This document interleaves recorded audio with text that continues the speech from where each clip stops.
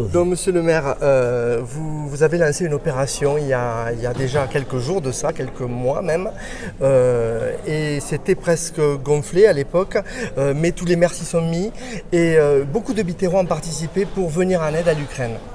Écoutez, il y a plus de 3000 habitants du Biterrois, de Béziers, de tous les villages environnants qui ont fait des dons.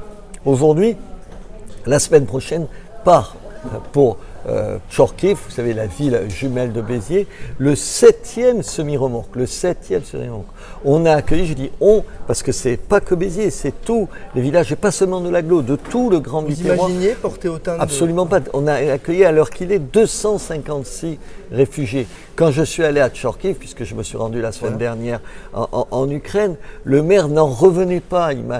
Tout le conseil municipal m'a reçu, a voulu, en me recevant, remercier tous ceux qui, ici, se sont mobilisés. Il y a eu un élan fantastique. Il ne faut pas dire il y a encore un élan fantastique pour les Ukrainiens qui meurent, qui se battent, qui survivent comme ils peuvent au service de la liberté, mais aussi de notre liberté. Ce qui se passe en Ukraine nous concerne directement. Comment se passe l'accueil des Ukrainiens à Béziers? Comment c'est géré? Il y a toute une équipe qui s'en occupe, je sais, qui sont très mobilisés. Absolument.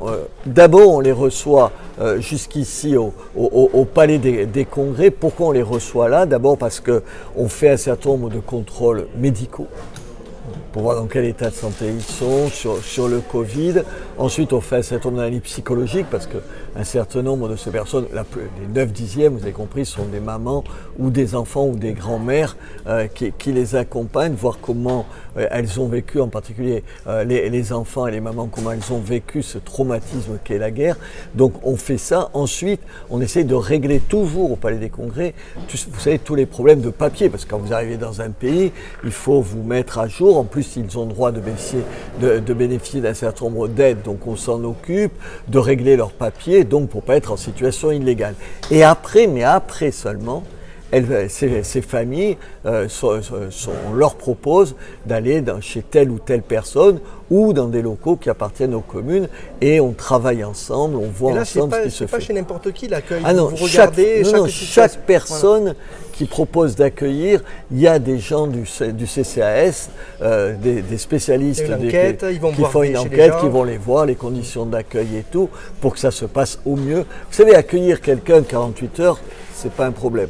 L'accueillir des semaines et peut-être des mois, il faut être sûr de soi et sûr de son engagement. C'est pour ça qu'on va aller voir les gens qui accueillent, pour être sûr qu'ils se rendent compte, qu'ils mesurent l'engagement qu'ils prennent.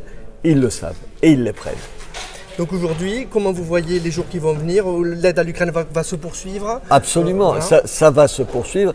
Est-ce qu'il y a encore beaucoup de réfugiés qui vont arriver? Je ne le sais pas. Pourquoi? Parce qu'il y a eu 6 millions de réfugiés ukrainiens en Europe, mais il y a déjà 1 million qui est rentré dans l'ouest du pays, parce que vous vous rappelez que la Russie, M. Poutine pensait qu'il allait balancer tout ça, le gouvernement ukrainien, qu'il allait prendre le contrôle de tout le pays, ce qui n'est pas arrivé. Et donc, il y a tout un tas d'Ukrainiens qui rentrent dans l'ouest du pays, la guerre étant concentrée à l'est et au sud, et au sud-est, et même au sud-ouest. Voilà, et donc, pour l'instant, on en est là, on est prêt, on est sur le pied de guerre, si j'ose dire, on les attend et on les accueillera si d'autres ont besoin d'arriver. Et fiers des Biterrois, fiers de leur participation. Formidablement fiers. Vous savez, on a beaucoup résumé la guerre en Ukraine en disant « Oui, un certain nombre de gens s'inquiètent pour le prix de leur plein d'essence. » Oui, mais en même temps, et les mêmes sont les premiers à accueillir les Ukrainiens qui sont aujourd'hui exilés dans notre pays. Merci. Merci à vous.